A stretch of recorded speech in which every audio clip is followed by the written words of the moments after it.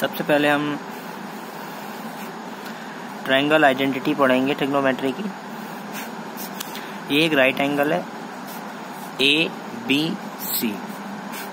यहाँ C जो है वो एक राइट एंगल है ट्रायंगल का, ये 90 डिग्री का होता है। इसे अगर हम परपेंडिकुलर माने तो ये बेस होगा और ये होगा हाइपोटेन्यूस। ठीक है, बेस और परपेंडिकुलर चेंज हो सकते हैं। तो सबसे पहले ट्रिग्नोमेट्रिक आइडेंटिटी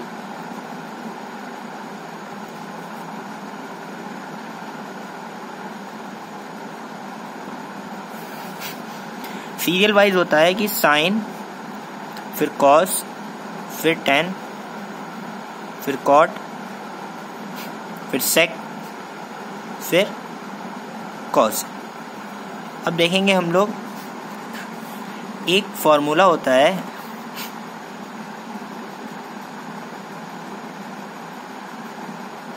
P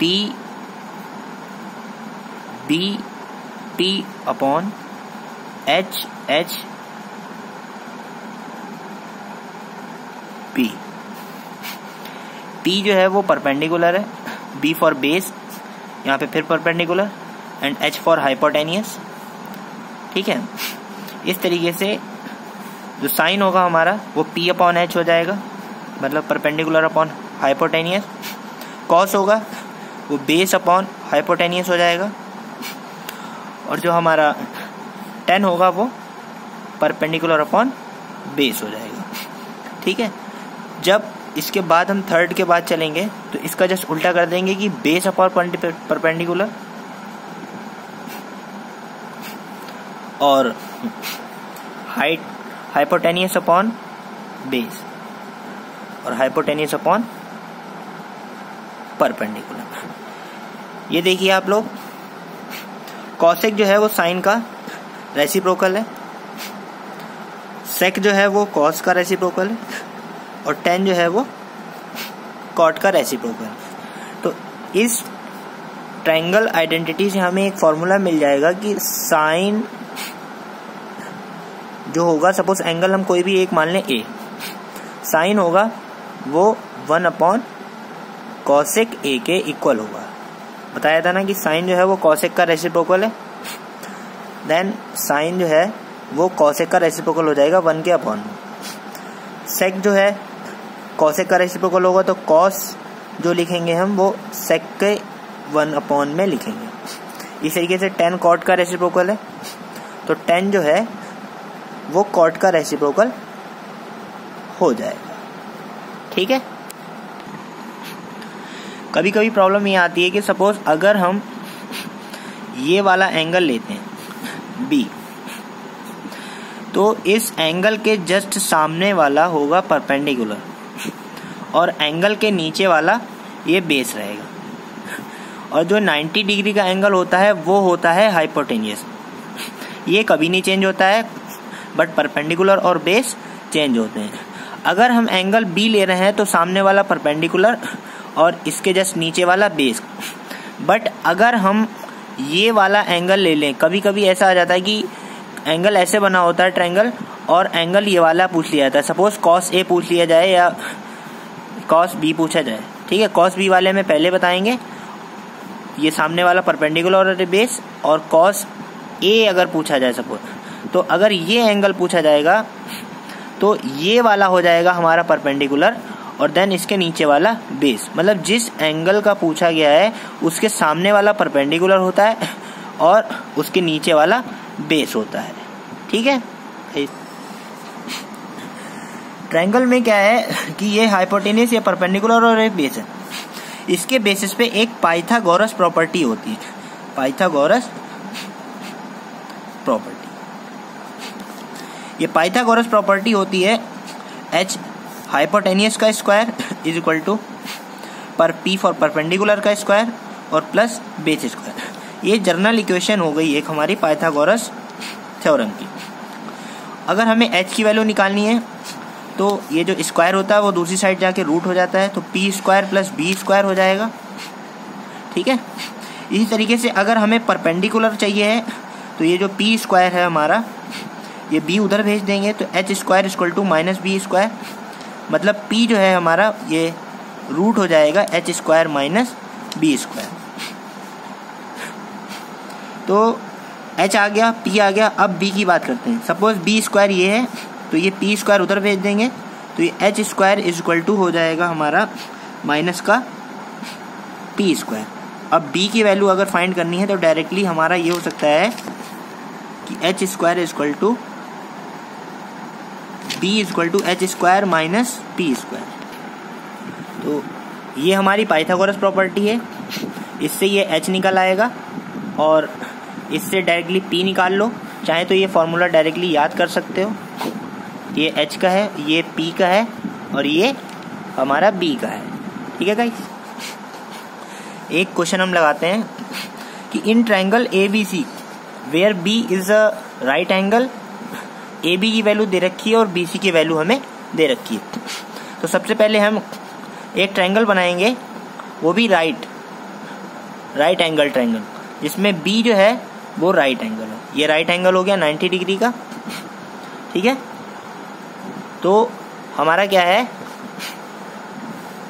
ये ए बी कितना है 24 और बी सी कितना है 7।